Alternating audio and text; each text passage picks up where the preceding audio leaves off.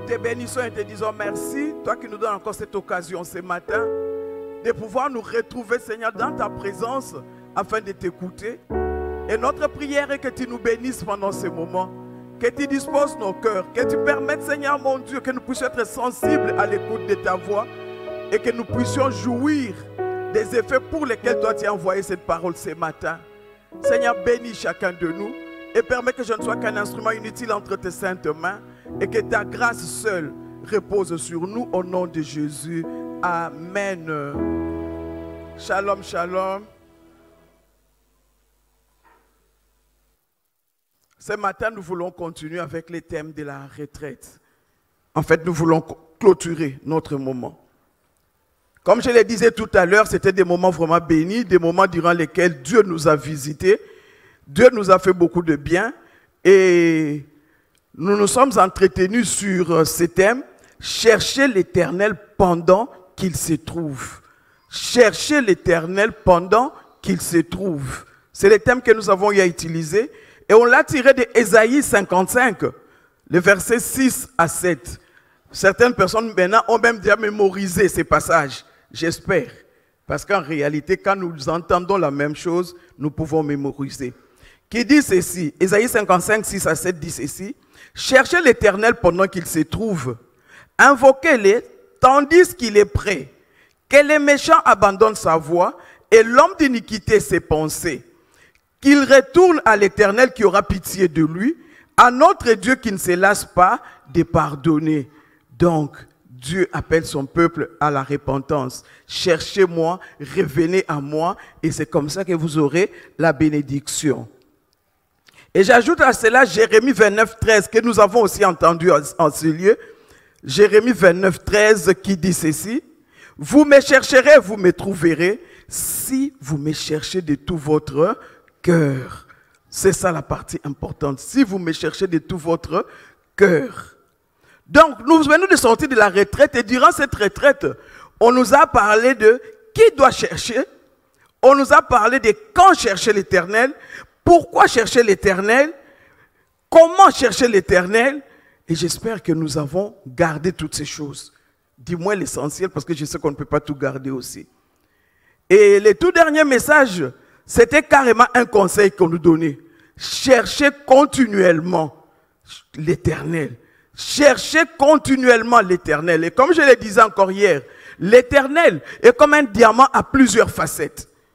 Donc, si tu l'as trouvé sous la facette de la guérison, il y a encore d'autres expériences que tu dois faire pour le trouver.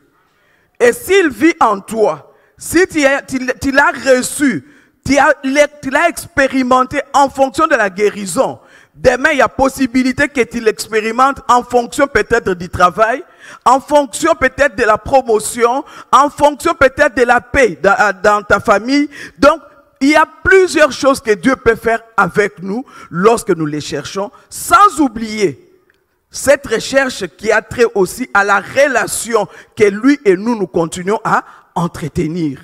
C'est très important. Nous ne devons pas oublier ça. Ce qui veut dire quoi?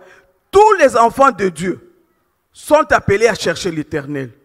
Et on nous a dit aussi ici que cela devenait en fin de compte un état. Pour un enfant de Dieu, chercher l'Éternel, c'est ça sa vie. Oui. C'est ça sa vie de tout le jour. Comme nous sommes venus ici, nous sommes en train de les chercher. Les 3 jours que nous venions de passer, nous les cherchions. Demain, nous allons encore les chercher. Dépendant des opportunités qu'il nous donne, nous les chercherons. Parce que nous savons une chose, nous pouvons les trouver sous tel aspect, mais nous avons aussi l'éternité qui nous attend. Alors, bien aimés dans le Seigneur, en tenant compte de ces verbes chercher, j'aimerais nous dire déjà que ces verbes impliquent déjà 2 actions. Quand la Bible parle de chercher déjà, on voit là-dedans 2 choses importantes qu'on doit faire. Parce que quand on dit chercher, c'est-à-dire prier. Toi et moi, nous ne pouvons pas chercher Dieu en nous promenant dans les rues parce que nous cherchons Dieu. Non, nous cherchons Dieu par la prière. Donc la première action qui montre ou qui démontre que tu cherches Dieu, c'est ta prière que tu vas faire. La prière, elle est importante. Mais maintenant, est-ce que les chrétiens d'aujourd'hui prient? La prière, première chose à faire. Deuxième chose que tu es appelé à faire lorsque tu cherches Dieu, c'est poser une action en rapport avec ce pourquoi tu pries. Je prends l'exemple d'un étudiant.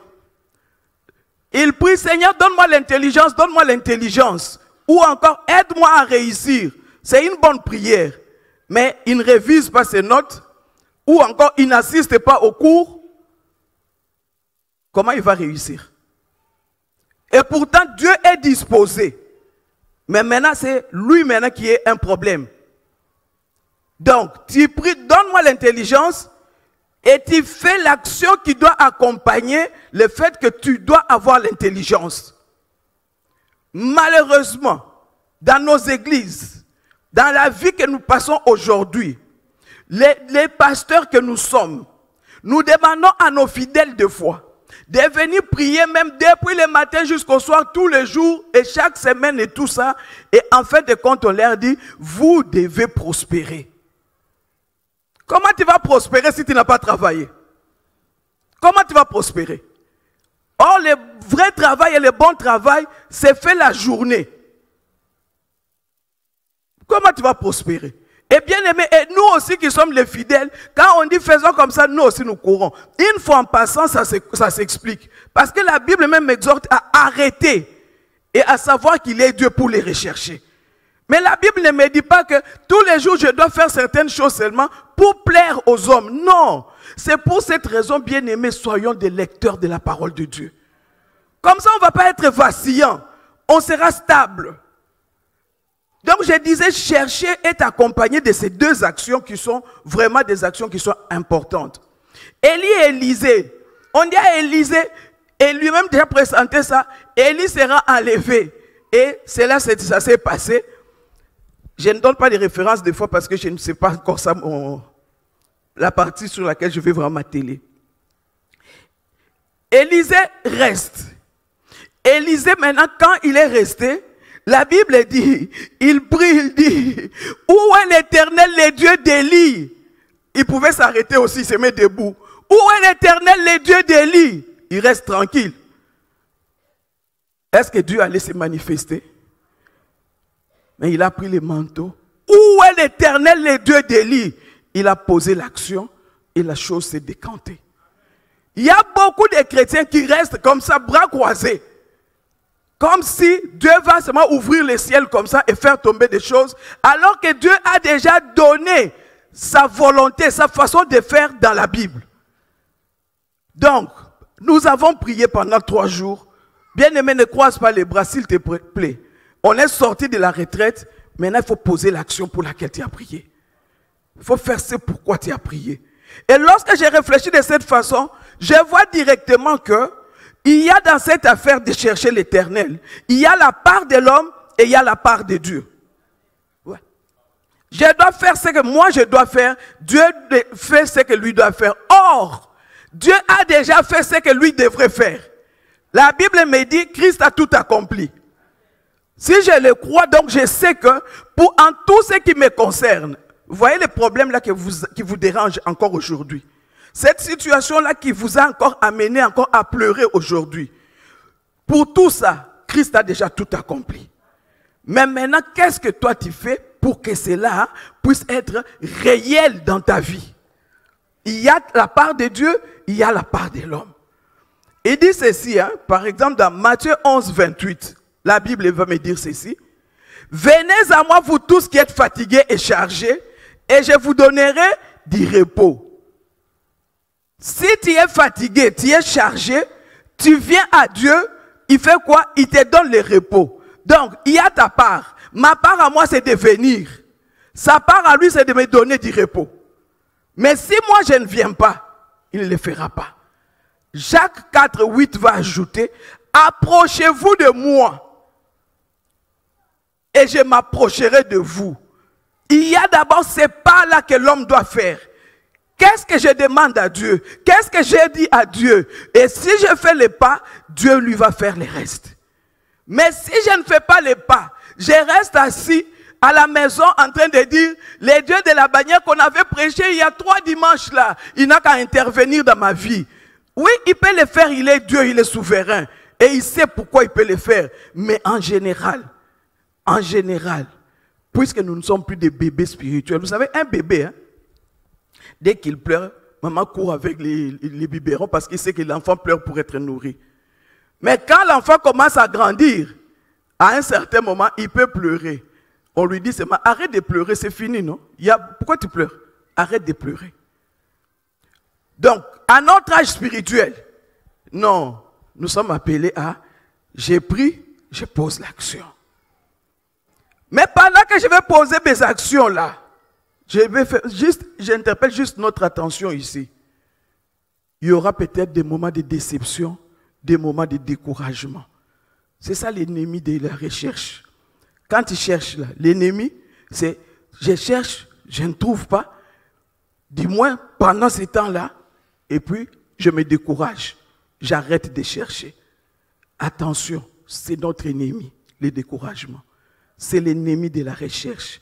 C'est l'ennemi de la réussite, le découragement, la déception. J'aimerais dire à quelqu'un ce matin, peut-être que toi tu es dessus, peut-être que tu te sens découragé. Non, regarde à la croix de Golgotha.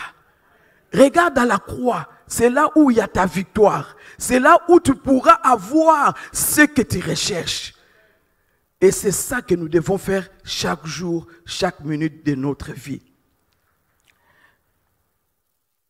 Bien aimé, ce matin, j'aimerais juste considérer avec nous deux grands points, avec plusieurs sous-points peut-être, mais par rapport toujours à chercher. Chercher pendant qu'il se trouve. J'aimerais commencer avec, donc je disais mes 4 points que je vais considérer, et j'aimerais commencer avec les exigences de chercher. Les exigences de chercher. Chercher a des exigences. Qu'on les veuille ou pas, ça a des exigences. Et pour cela, j'aimerais que nous puissions lire Proverbes 6, 6 à 8. Une histoire peut-être que nous connaissons aussi. La Bible dit, va vers la fourmi, paresseux, considère ses voies et devient sage. Elle n'a ni chef, ni inspecteur, ni maître. Elle prépare en été sa nourriture et amasse pendant la moisson de quoi manger. Bref, la fourmi là, qui est toute petite comme ça, connaît l'époque durant laquelle elle doit amasser sa nourriture. Cette fourmi là, elle connaît. Et elle n'a personne qui lui rappelle, attention, attention, bientôt c'est l'époque. Elle n'a ni chef ni inspecteur. Elle n'a personne qui va venir pour regarder quelle quantité tu as amassé. Elle n'a personne. Mais elle les fait. Personne pour la diriger. Mais elle les fait. Les exigences de la recherche. Je vous en propose 4. La première, connaître son objectif. Connaître son objectif. Malheureusement, beaucoup de gens ne connaissent pas leur objectif. Nous avons développé une certaine façon de vivre qui fait que nous nous réveillons et nous faisons seulement les choses vaille, alors que nous devons savoir. Comme la fourmi, quel est mon objectif? La fourmi sait que moi, je dois amasser ma nourriture. Sinon, je manquerai de nourriture. La fourmi le sait. Elle sait aussi que si je rate cette période ici, je risque de manquer. Mais nous les humains, nous les enfants de Dieu, est-ce que nous sommes conscients de cela? Nous les enfants de Dieu, est-ce que nous vivons avec un objectif?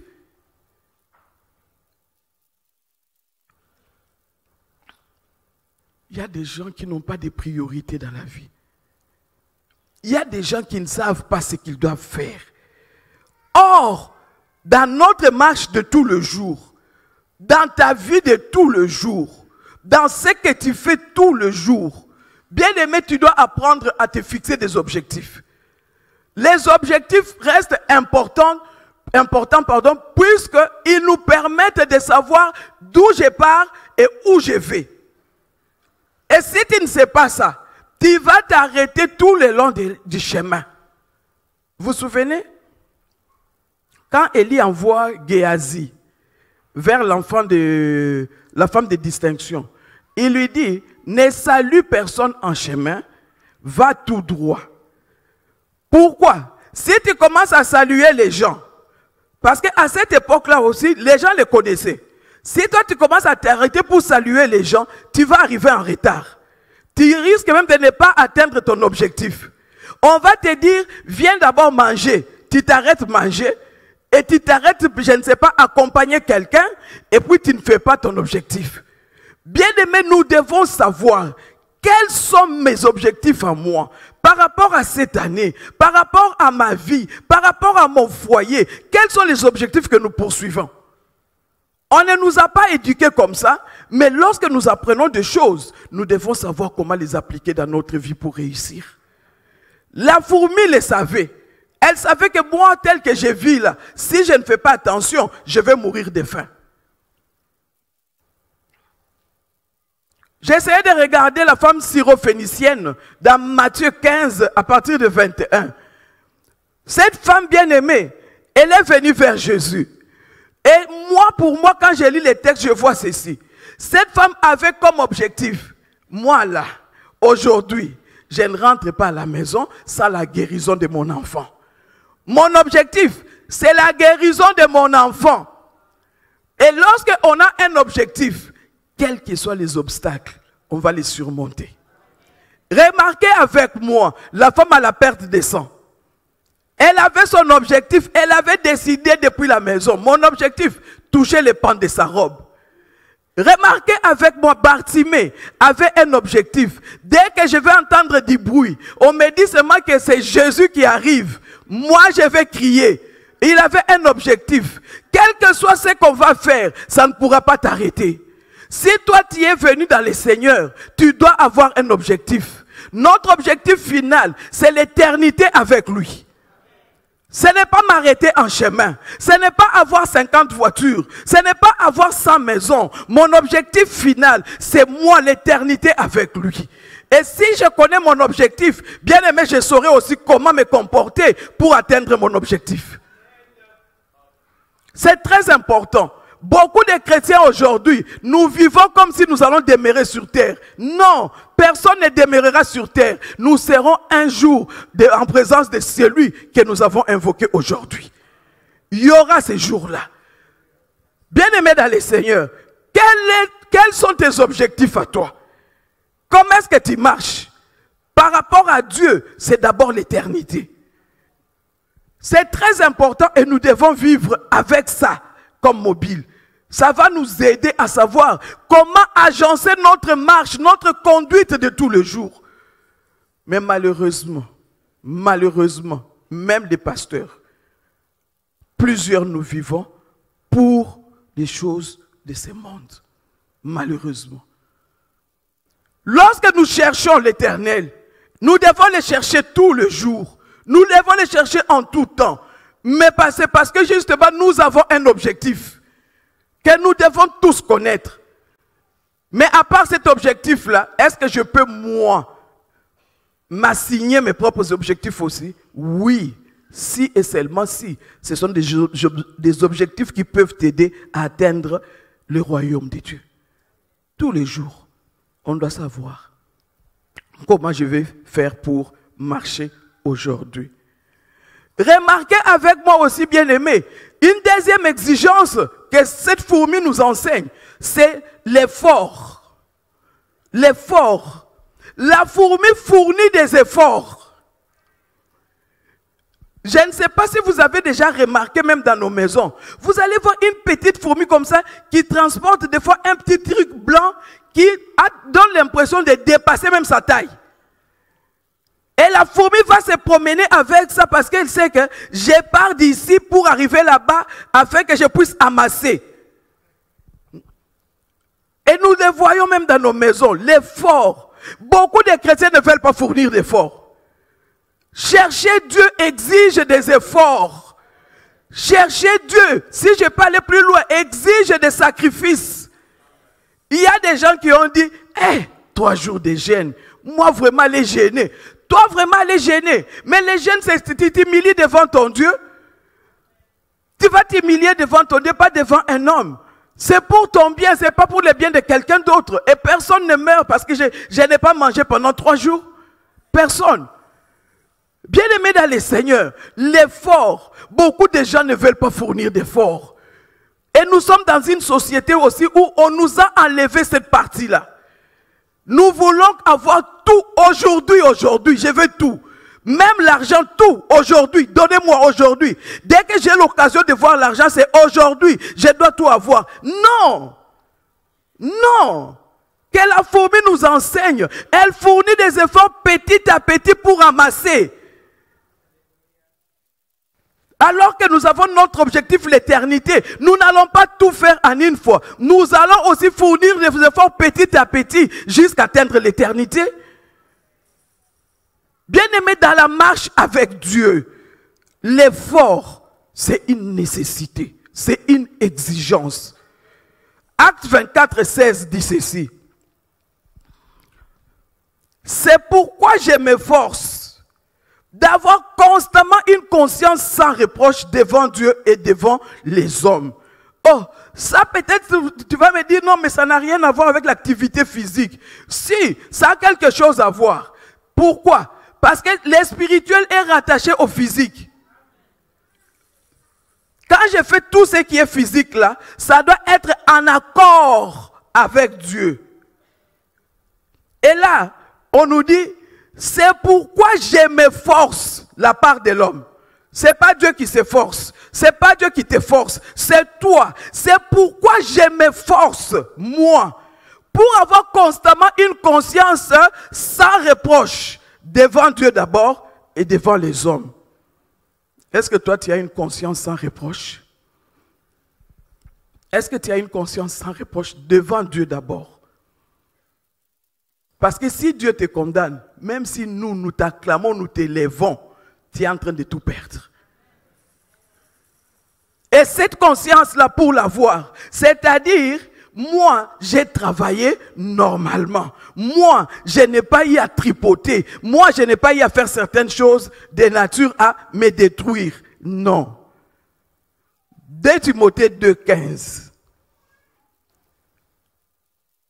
Là, on nous ajoute, efforce-toi de te présenter devant Dieu comme un homme éprouvé, un ouvrier qui n'a point à rougir.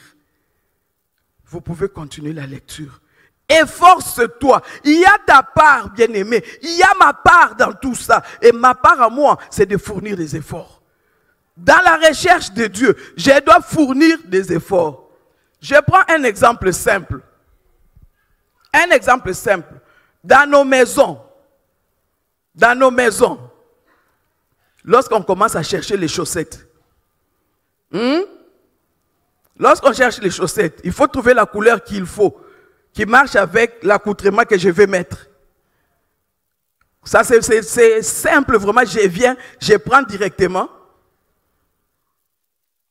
Il y a des moments où je dois tout fouiller, tout bouger, regarder, vérifier et tout. C'est ça, chercher. Je suis en train de chercher. Mais il arrive aussi des fois, tu avais déplacé toi-même et tu commences à chercher, tu ne trouves pas là où tu avais mis. Tu commences à chercher et souvent on fait quoi? On se décourage. Non, ne nous décourageons pas. Cherchons. Efforçons-nous. C'est notre part. Et lorsqu'on dit efforçons-nous, bien aimé, toi depuis que tu es devenu chrétien, tu ne fournis aucun effort pour lire ta Bible. Pas d'effort. Que les pasteurs lisent pour nous, il n'a qu'à venir nous prêcher. Or, la Bible, là, c'est la nourriture pour toi-même d'abord. Ce n'est pas les pasteurs seulement, c'est d'abord toi-même. Tu ne fournis aucun effort pour prier. On a dit même vendredi, on vient prier ici. Toi, tu n'es même jamais venu. Mais tu es à la maison, des fois, tu ne fais rien. Et tu as même des problèmes. Aucun effort.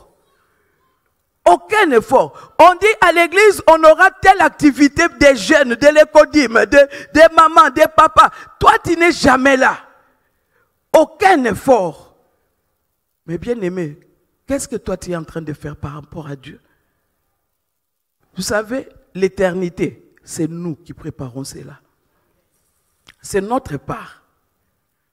Donc la troisième exigence, c'est la persévérance ou l'obstination. Bien aimé, la fourmi est persévérante. Faites l'expérience à la maison. Lorsque vous déposez, même vous laissez les sucres, les fourmis vont venir, n'est-ce pas? Et quand ils viennent, vous allez voir, ils prennent les sucres, ils vont vers une destination. Prenez seulement quelque chose, mettez même un peu de l'eau sur leur trajectoire. Mettez même un peu de l'eau ou quelque chose. Vous allez voir, la fourmi va faire quoi? Elle va contourner. Elle va contourner parce qu'elle connaît son objectif, elle sait ce qu'elle est en train de faire. Elle va fournir l'effort. Même si je dois marcher pendant 10 km au lieu de 5, mais au moins je dois faire ce que moi je dois faire. La fourmi est persévérante. Dans la recherche, il faut être persévérant. Elle va faire ça jusqu'à obtenir gain de cause. Hébreux 10, 36. Car vous avez besoin de persévérance, afin qu'après avoir accompli la volonté de Dieu, vous obteniez ce qui vous est promis. La persévérance. Pasteur, prie pour moi, hein? J'ai tel problème. Le pasteur prie. Tu rentres à la maison, tu pars t'asseoir. Le pasteur a déjà prié. Mais à la bannière, là, il n'y a pas d'onction. Hein? Depuis que le pasteur a prié, je ne vois même pas de résultats. Mais est-ce que tu considères ta propre marche? Quels sont les efforts que toi-même tu as fournis? Le pasteur a prié, il a fait sa part, il n'est pas Dieu, mais Dieu qui bénit, Dieu qui change les situations, Dieu qui te voit partout. C'est avec lui qu'il faut voir les choses. Bien-aimés dans le Seigneur, tout dépend de nous. Donc, je disais tout à l'heure qu'il y avait des exigences, connaître son objectif, fournir l'effort, être persévérant et... Ah, j'avais ajouté une chose, c'est 5 que j'ai... Et puis la discipline. La discipline. La fourmi est très disciplinée. Elle est très disciplinée, la fourmi. Elle fait ce qu'elle doit faire au moment où elle doit le faire. Ah, même si je pars demain, ça fait quoi? Même si tu pars demain, ça ne fait rien. Mais au moins, tu auras retardé peut-être la chose d'un jour et ça va avoir un effet ou un impact sur ta vie. Des fois, on ne se rend pas compte. Mais on remet à demain. Même remarquez avec moi les étudiants. On remet à demain les devoirs qu'on peut faire aujourd'hui. Plus on remet à demain, plus on ne les fait pas. Et quand on va les faire, c'est un travail bâclé. Nous sommes tous passés par l'école. Et quand on va faire un travail bâclé, on s'attend à quel résultat? Et ils ne sont pas bien. Ils corrigent très mal les choses des gens. Qui corrige très mal? C'est l'enseignant ou c'est toi qui as mal fait? Parce que nous sommes rapides à juger l'autre, mais nous-mêmes. J'ai aimé l'exemple du fils de Jonadab. Une histoire que vous pouvez trouver dans Jérémie 35, 14. Le fils de Jonadab, hein, Dieu dit qu'on leur met du vin dans des verres. Et la Bible dit les vins scintillaient dans les verres. Et quand on regardait de l'extérieur, la couleur là faisait beau à voir. Et le fait qu'il y avait des petites bulles dedans et tout, ça donnait envie d'être avalé. Mais ils ne se sont pas laissés distraire. Ils ont dit ceci. Nous sommes des hommes disciplinés. Notre arrière-père là-bas, il avait dit, hein, il avait dit que nous ne pouvons pas boire du vin. Vous voyez? C'est la partie vin qui m'intéresse, mais le verset est là. Bien aimé, notre grand-père avait dit, puisqu'il avait dit, nous sommes des hommes disciplinés. Et dans les versets là, vous voyez, Dieu dit, et vous mes enfants, pourquoi vous ne pouvez pas faire ce que moi je vous dis? Pourquoi vous ne pouvez pas vous discipliner dans ce que moi je vous dis? Pourquoi? Dans la marche avec Dieu, un mot qui est très important, un mot, une exigence importante, c'est la discipline personnelle. La discipline personnelle, c'est une ligne de conduite que je m'assigne. J'ai dit par exemple, moi je suis jeune, je vais me garder pur jusqu'au mariage, c'est une ligne de conduite. L'ennemi va mettre devant moi n'importe quoi, j'ai pris ma résolution, je vais me garder, point trait.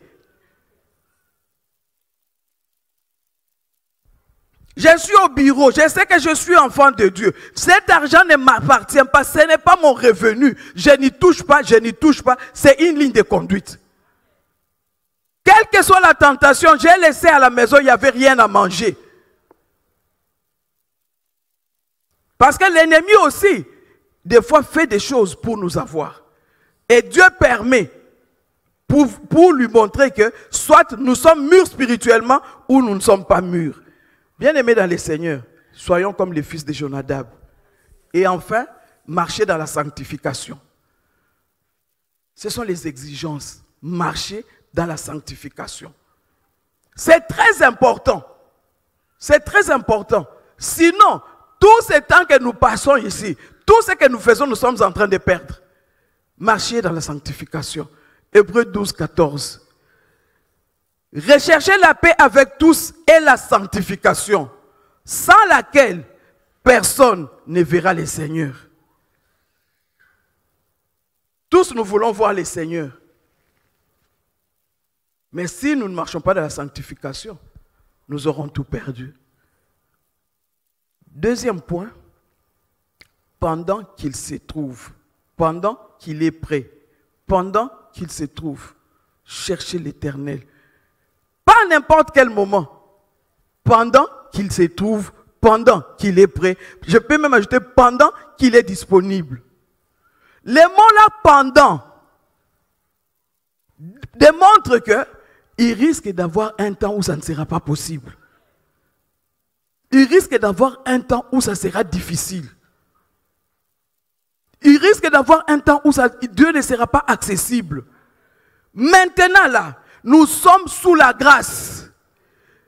Et en étant sous la grâce, toi et moi, nous avons cette possibilité.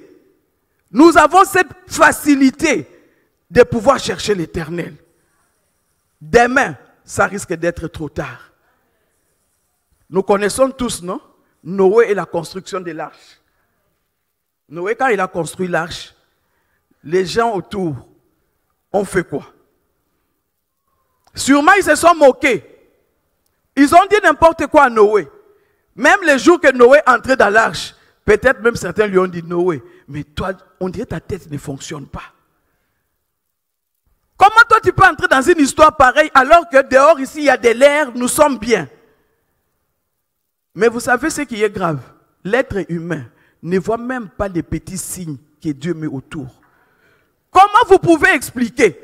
Noé entre dans l'arche et les animaux viennent 2 à 2 pour entrer dans l'arche. Et vous regardez, dans quel pays vous avez vu les animaux entrer dans l'arche? Depuis que le monde avait existé à cette époque-là, est-ce qu'ils avaient vu des animaux entrer et puis les combles 2 à 2? Ils entrent dans l'arche. Vous voyez ça? Est-ce que ça ne peut pas vous interpeller? Et Romain va nous dire, même la nature elle-même ne vous enseigne-t-elle pas? Il y a des petites choses qui se font. Il y a des petites choses qui montrent que, attention, attention, il y a quelque chose qui n'est pas normal. Faites attention. Et de nos jours, bien aimé, j'aimerais encore crier plus fort pour dire, attention pour nous les chrétiens. Christ est à la porte. La trompette peut sonner même aujourd'hui. Et ça risque d'être trop tard comme avec les vierges. Matthieu 25. Avec les vierges, quand les folles sont revenues pour toquer, c'était trop tard. Pendant qu'ils se trouvent, ce n'est pas demain, c'est maintenant que Dieu vous donne cette opportunité. La mort peut intervenir à n'importe quel moment. Tu n'auras plus l'occasion d'aller toquer encore pour dire, Dieu, souviens-toi de moi. Ça serait trop tard. Et toutes les prières que nous pourrons faire après toi, ce seraient des prières qui n'auront même pas accès à Dieu. C'est aujourd'hui le jour du salut. Si vous entendez sa voix, n'endurcissez pas votre cœur. Ce n'est pas demain, c'est aujourd'hui. Bien-aimés, ne soyons pas comme ces vierges. Et lorsque nous les cherchons pendant qu'ils se trouvent, bien-aimés, Dieu s'est fait voir. Dieu s'est fait voir. Et il s'est fait trouver, c'est ce que Ésaïe 45, 19 va nous dire. 45, 19 nous dit ceci. Je n'ai point parlé en cachette, dans un lieu ténébreux de la terre. Je n'ai point dit à la postérité de Jacob, cherchez-moi vainement. Moi l'Éternel, j'ai dit ce qui est vrai, je proclame ce qui est droit. Vous voyez? Lui n'a pas dit cherchez-moi vainement. Je me laisse trouver par ceux qui me cherchent. Cherchez, vous trouverez. C'est ce que Matthieu va nous dire. Cherchez, vous trouverez. Si vous cherchez l'Éternel de tout votre cœur, vous allez le trouver. Il se révèle. Peut-être que vous allez espérer le trouver tout de suite. Mais lui, peut-être, prend un petit temps parce qu'il est souverain et il est en train de faire une œuvre dans ta vie avant de se révéler en fonction de ce que tu lui demandes. C'est pourquoi prends courage. Prends courage, avance encore. Il est fidèle, notre Dieu. Il écoute les prières et il les exauce. Je conclus en disant, bien-aimé, Dieu désire que toi et moi, nous puissions les chercher. Que nous puissions les chercher comme la fourmi, parce que nous savons une chose, Dieu exauce toujours.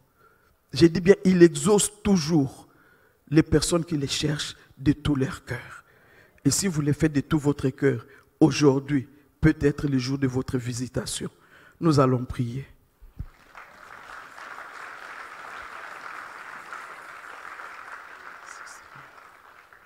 Élève ta voix et commence à parler à Dieu.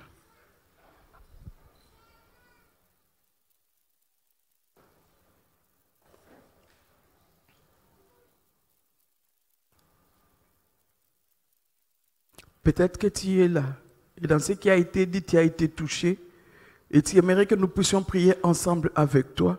Tu peux juste lever ta main et nous allons prier. Y a-t-il quelqu'un qui aimerait qu'on prie? Merci ma soeur. Et peut-être que tu es là, tu veux renouer ta vie avec Jésus, parce que tu trouves que tu as vraiment besoin de sa grâce. Tu as besoin qu'il puisse t'aider à changer ta marche de tous les jours. Et tu veux le recevoir comme Seigneur et Sauveur. Tu peux aussi lever ta main. Nous allons prier ensemble avec toi. Merci pour les mains qui s'élèvent. Merci bien-aimés. Merci vous qui avez levé les mains. S'il vous plaît, pouvez vous mettre debout et nous allons ensemble prier pour vous. Merci, merci à vous qui vous leviez. Merci. Et peut-être que toi tu cherches Dieu à cause de ta situation. Ta condition peut-être des maladies ou je ne sais pas, un autre problème. Tu peux aussi te mettre debout et nous allons ensemble prier avec toi. Et alors que nous nous levons, tu parles au Seigneur. Tu lui dis déjà, Seigneur, moi je me suis levé parce que j'ai tel problème. Peut-être que tu es là aussi. Tu as peut-être un souci, une situation qui te dérange. Tu peux aussi te mettre debout, nous prions ensemble. Et alors que tu t'es levé, Dieu te voit, Dieu te connaît. Tu peux lui dire ton problème. Quelle est ta situation? Quelle est ta situation? Peut-être que tu n'arrives pas à persévérer, tu n'arrives pas à fournir des efforts. Dieu peut t'aider. Toi-même parle à ton Dieu, il te voit et il te connaît. Il te connaît par ton nom. Papa Abéry, s'il vous plaît. Élève ta voix, élève ta voix. Élève ta voix et parle au Seigneur. Précieux Père Céleste, nous sommes infiniment reconnaissants pour ta visitation ce matin. Ta parole a retenti pour nous faire du bien, Seigneur. Et nous voici devant toi, humblement, Seigneur, pour que premièrement tu puisses recevoir tous ceux-là qui viennent ce matin te donner leur vie, leur cœur, Seigneur, afin qu'ils expérimentent. C'est Dieu qui se trouve maintenant. C'est Dieu qui est disponible. Tu es là, Seigneur. Et ce matin, nous venons, Seigneur, à toi, avec tous les bien-aimés qui sont là maintenant, Père, parce qu'ils ont écouté cette parole qui est venue nous présenter la fourmi avec toutes ses qualités. Seigneur, s'il te plaît, que l'onction de cette parole soit le partage de tous tes enfants ce matin, afin qu'il y ait un nouveau départ, Que le Saint-Esprit nous prenne en charge et que tout aille pour le mieux, parce que la victoire est nôtre, car à la croix, tu as dit, tout est accompli. Merci pour cette parole et surtout merci pour cette onction et la grâce que tu nous fais d'être bénis ce matin. Bénis ta servante et son ministère, bénis le peuple. Au nom de Jésus, nous avons prié. Amen.